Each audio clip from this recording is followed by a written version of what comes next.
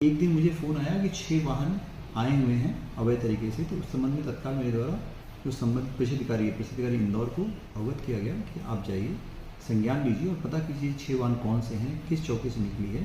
तो इसकी जांच चल रही है और इसके बाद ऐसे किसी भी अवैध परिवहन की कोई जानकारी मुझे प्राप्त नहीं हुई है।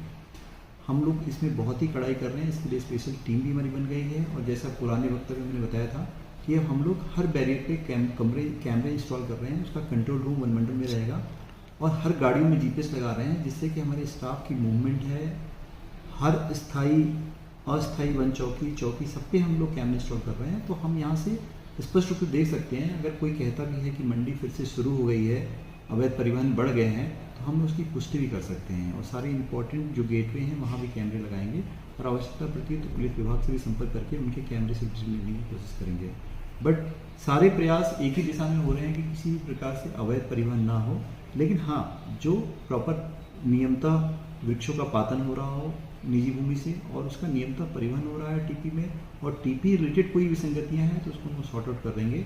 लेकिन फर्जी टीपी यानी गलत तरह से फ्रॉजी करके टीपी जारी करना, एक ही टीपी से 3 ट्रिप लगाना, गलत वाहन के लिए गलत टीपी प्रोड्यूस करना, जो टीपी में लिखा हुआ है वही वनोपज वही लकड़ी, क्योंकि वनोपज हम कहते हैं वन से होता है, लेकिन जो भी लकड़ी अगर वहाँ पे नहीं मौजूद है या जितनी क्वांटिटी उससे ज़्यादा मौजूद है, ये सब अवैध परिवहन की कैटेगरी में आता है।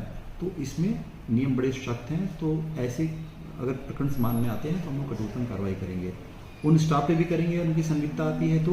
और अगर स्टाफ तटस्थ है और ये संज्ञान में आता है कि इस टाइप की घटनाएं हो रही हैं तो हम लोग कठोरतम कार्रवाई करेंगे, जो आरोपी हैं उनके खिलाफ भी। और राजसात तक के भी प्रावधान होते हैं कुछ प्रकरणों में, तो उस लेवल पर भी हम लोग सोच रहे हैं। तो हम लोग एक सामूहिक योजना बनाए हैं कि अभी तक कैसे भी करके जो जीएनटी मार्केट से अवैध परिवहनों पे हमने अंकुश लगाने में सफल रहे हैं, हम लोग चाहते हैं कि यही अंकुश बना रहे।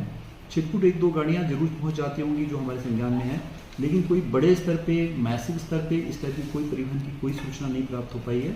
और हम लोग कोशिश पूरी करेंगे कि इस टाइप की कोई भी दोबारा अवैध परिवहनों का कारोबार यहाँ ना शुरू हो पाए। और इसलिए आरा मशीनों की भी चेकिंग कर रहे हैं लगातार और सुनिश्चित कर रहे हैं कि अभी अगला स्टेप में हम करने वाले हैं, जितने भी आरा मशीन हैं उनकी चेकिंग भी करेंगे कि उनके बिल, बिजली के बिल को देखेंगे, उनकी आमद को देखेंगे, उनके जीएसटी को देखेंगे। तो अपने बाप स्पष्ट हो जाएगा कि उनके द्वारा लीगल काम किया जा रहा है, इलीगल। अगर ऐसे आरा मशीन जो प्रकाश में आते हैं कि इलीगल काम कर रहे हैं, उन पे भी अधिनियम के तहत कार्रवाई की जाएगी।